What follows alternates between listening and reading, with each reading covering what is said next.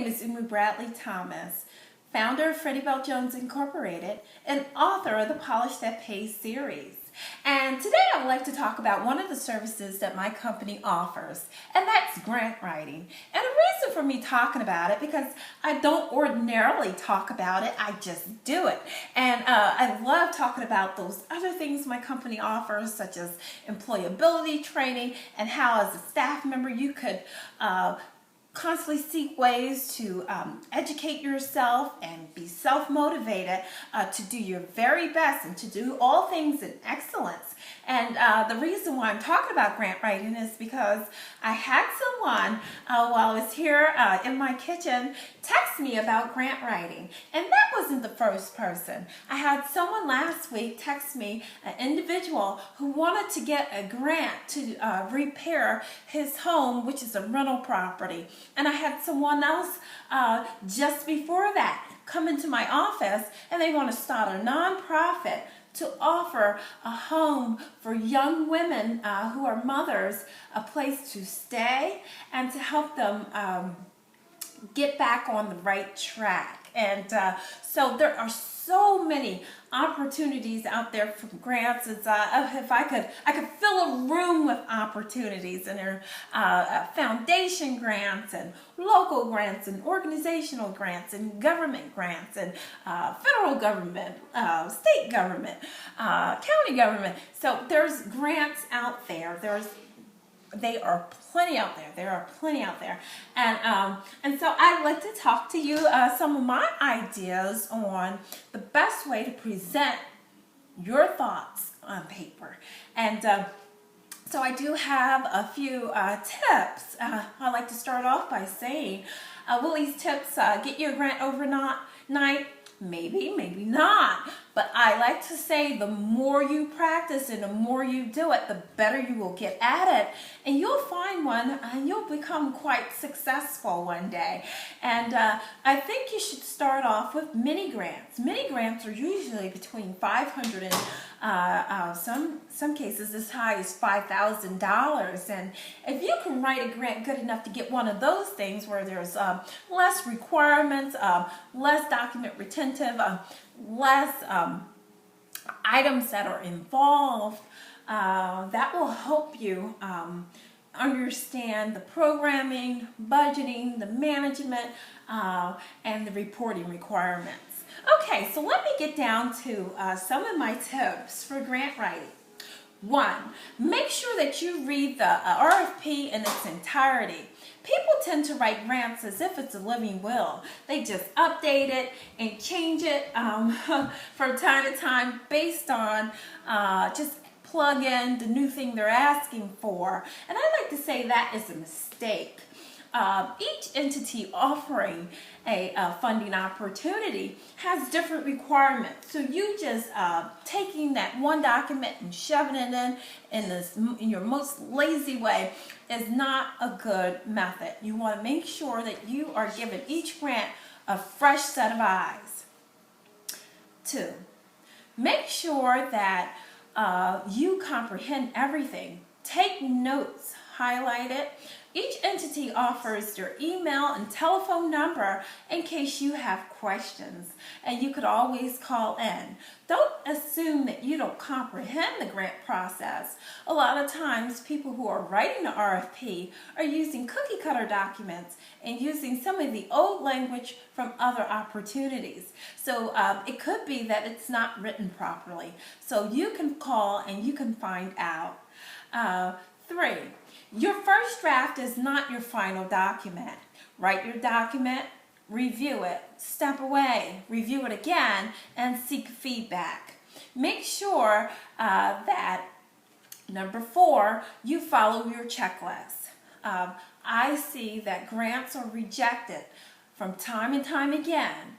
No cover page, you forget to sign it, the budget, the numbers are added up wrong, you're asking for more money than the grant ceiling amount, you're asking for less money than the grant floor, it requires double space or the margins to be a certain way, the type set to be a certain way and you just did not follow the instructions.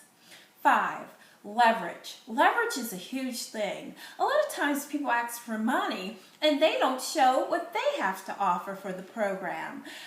So there's no free lunch out there. So if your program overall amount is $70,000 and you're asking for $50,000, well then you may want to show that $20,000, and that $20,000 could be in kind or in cash, and you want to show is it amount of personnel you're going to contribute to it? Do you have the office space to contribute to it? Are you providing the telephones or that sort of thing? So you want to make sure that all of the items that you have to bring to the table are listed to show that, hey, you know, I'm not just asking, I'm putting a little sweat equity into it myself, and that makes it look stronger. Number 6, partnerships. Don't try to get the whole kit and caboodle all yourself. Don't walk away with the whole pie. Some grants actually require that you have partnerships. So you want to look out for like-minded individuals and figure out what you're going to do with them and figure out how they're going to contribute. Sometimes it may be just that you're referring something to them. Sometimes it may be that they're providing transportation services or food services or something to that effect. I've done some grants for faith-based organizations, and sometimes their partnerships can be anyone from the food bank to the shelters to they may do financial counseling, so it all just depends. So you want to have your partnerships in line. Okay, 8, your budget. Make sure your budget makes sense. A lot of times when you get these RFPs, they have little links in it, and they read all those attachments. Don't ignore the fine print. Don't ignore the footnotes. Don't ignore the link attachments, which have the rules. So you may say to yourself, oh, I'm going to charge 20% in admin costs, whereas if you had clicked that link and gone into it, you would have known that admin cost is only at 10%. And see, your proposal was just rejected because you didn't know the billing structure for your direct, indirect cost, or however you want to put it. So make sure that you're following it correctly and use your calculator. 9, sounding boards are everything. So if you're in an organization that's completely established and you have a board or you have a committee, develop a grants review committee, okay? Get 5 people, get 3 people. Give them the grant, give them the instructions and checklists, have them review it. A lot of times a fresh set of eyes can see shortfalls that you didn't see, or they may think of some items where it would make add for more points in your grant, or it would strengthen it. So consider that. And I think I'm at number 9. Number 9 would simply be make sure that your goals and your outcome and your services and all of that, make sure that they all are cohesive and make sense. So a lot of times people may have followed all the instructions, budget right, everything is right, but their programming makes no sense. The framework is all wrong.